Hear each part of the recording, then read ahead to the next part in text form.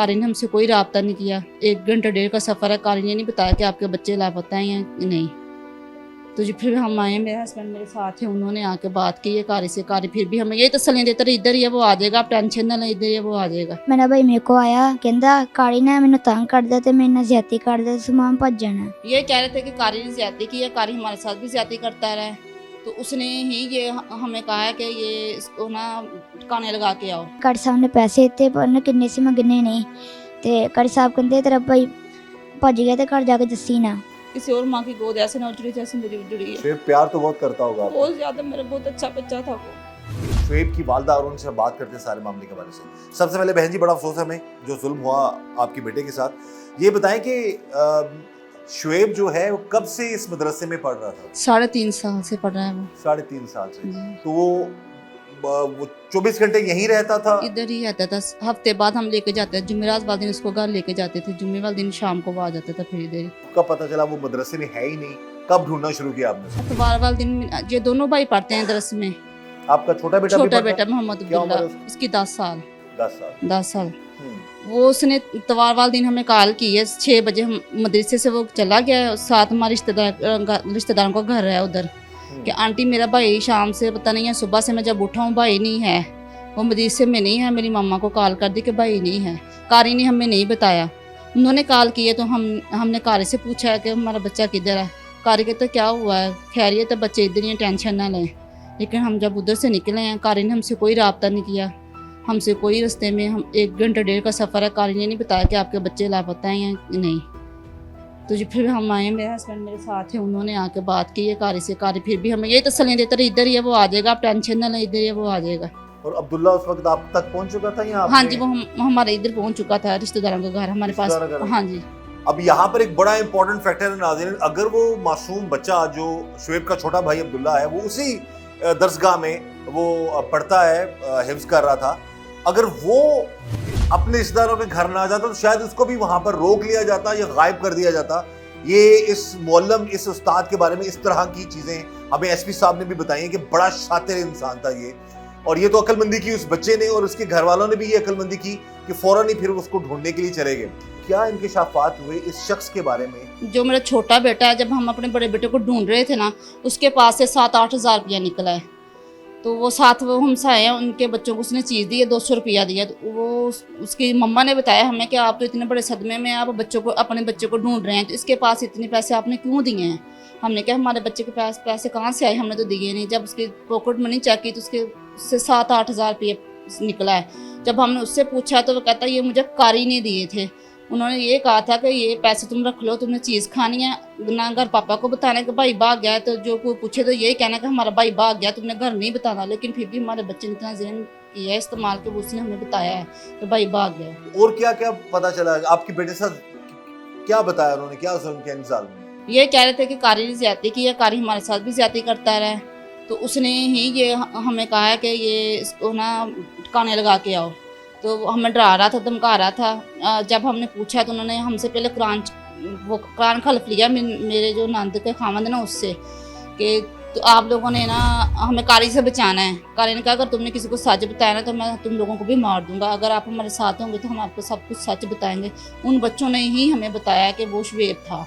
यानी कि शुएब को हाँ जी, उस्ताद के कहने पे मारा है? कहने उस्ताद ने ही मारा है, लेकिन हमें दिया था फेंक के आने के लिए। अच्छा, हाँ मारा उसी ने है? उसी ने मारा है। अच्छा जी, उन बच्चों ने कहा है। अब ये मज़ीद तफ्तीश में चीजें सामने आएंगी। हाँ जी। लेकिन जो अब तक की हमारे पास इतलात पहुंची वो यही कि बच्चों के हाथों उसने कत्ल करवाया। और लेकिन मेन जो कातिल है, मेन ज़ाहिर जिसने करवाया वही कातिल है और उसने ये जुल्म किया है। और उसके साथ मुबैना तौर पर पहले शुएब के साथ ज्यादती भी उस शख्स ने की है। तो ये बच्चे जो बता रहे हैं, ये कह रहे हैं इनके साथ भी करता था, इनके साथ भी करता रहा ये ज्यादती। तो कभी आप किसी को भी वहां पर किसी को भी शक नहीं हुआ कि ये इतना जालिम शख्स है, बच्चों की जिंदगियां बर्बाद कर रहा है? हमें अगर हमारा बच्चा जरा सा भी बताता ना, वो हम हर बात मेरे से करता था, जरा सा भी बताता था हम उसको कारी के पास रहने देते, कभी भी नहीं रहने देती मैं। उसने बताया ही नहीं हमें। मैं पूछती थी, उसके पापा पूछते थे, यही कहते थे ठीक मारने है। का तो बताता था ना वो। मारने का बताता था, लेकिन ज्यादती का नहीं बताया उसने हमें कभी भी हमारे साथ। हम पूछते थे बकायदा, उसके पापा पूछते थे, मैं पूछती थी कि जब आप उधर रहते हो ऐसे ऐसे भी लोग काम करते हैं, ये काम कहते नहीं मम्मा ऐसी कोई बात नहीं है। आप बताइए जी, आप क्या अपील करना चाहेंगी इस जालिम के हवाले से? मेरी यही अपील है कि इसको कड़ी से कड़ी सजा दी, इसे इबरत का निशान बनाया जाए, ताकि जो इसने हमारे साथ किया है किसी और माँ के साथ ऐसा ना हो, किसी और माँ की गोद ऐसे ना उजड़ी जैसे मेरी उजड़ी है। शुएब प्यार तो बहुत करता होगा आपको। बहुत ज्यादा, मेरा बहुत अच्छा बच्चा था वो। और घर से तो आपने इसीलिए भेजा था कि एक अच्छा तालीम हासिल कर लेगा, सारे मामला अच्छे होंगे जिंदगी। इसीलिए हमने भेजा था। हम गरीब थे, हमने कहा चलो अच्छा ये पढ़ जाएगा, आलम फाजिल बन जाएगा। हमें नहीं पता था ये ऐसा करेगा हमारे साथ। ये तो पुलिस ने इस केस को हल कर लिया, नहीं तो ये मामला शायद इसी तरह रहते कि लड़का भाग गया है। हमारी गुजारिश है कि इस केस की तफ्तीश ऑलरेडी पुलिस मेरिट पर कर रही है।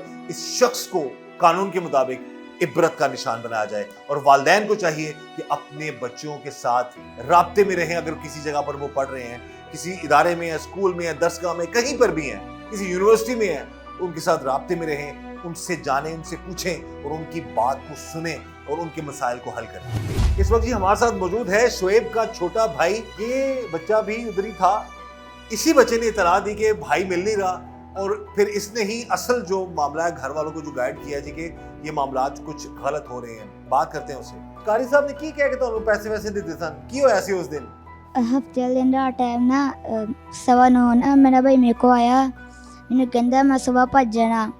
मैं कहा तुसी क्यों भजना? कहता काली ने मैंने तंग करदा तो मैं भज जाना। उस तो बाद मैं सो गया। फिर मैं सुबह उठ के देखा तो भाई है नहीं किसी।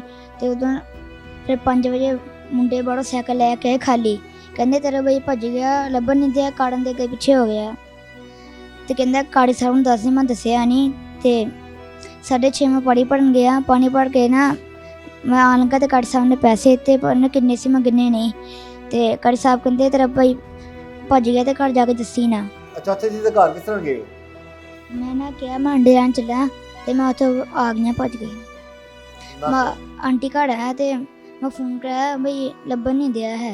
तो फिर पापा कहते की है? मैं कहा भाई लभन नहीं दिया, पता नहीं कित्थे गया।